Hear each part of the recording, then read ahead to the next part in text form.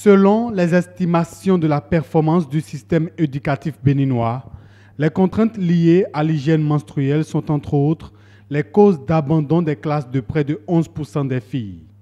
C'est pour trouver des approches de solutions à ce problème que les partenaires à la santé et à l'éducation sont face à face.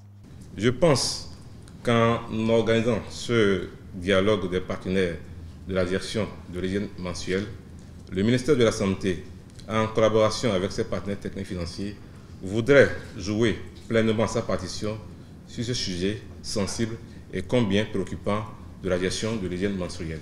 Le ministère de la Santé du Bénin a pris le lead sur cette activité et il souhaiterait élaborer une feuille de route qui va permettre un peu de cadrer les interventions en matière de gestion de l'hygiène menstruelle au Bénin. D'abord de les définir, de savoir exactement ce qu'on va faire, qui va faire quoi, pour quel budget et ensuite de les cadrer.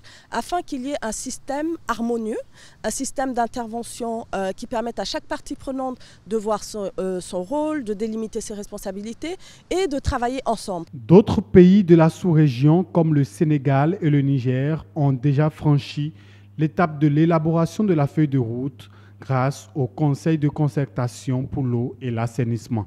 Leur expérience sera mise à contribution. On est très content d'aborder ce processus aussi dans votre pays. On a des expériences dans des autres pays dans la région.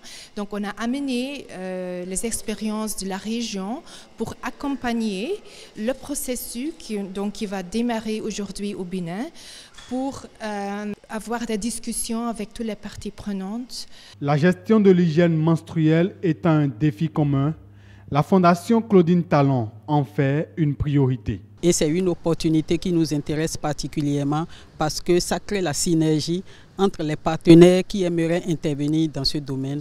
Et comme je le disais tout à l'heure dans mon discours, oui, nous évoluons, nous allons vite, mais ensemble, nous irons encore mieux. Donc ce qu'on voudrait faire, c'est qu'aujourd'hui, toutes les parties prenantes, les amener toutes à travailler ensemble, à collaborer ensemble pour le bien-être des femmes et des filles du Bénin. Le dialogue des partenaires constitue une étape importante pour le Conseil de concertation pour l'eau et l'assainissement. Il se tient à la veille de la Journée mondiale de l'hygiène menstruelle, célébrée le 28 mai.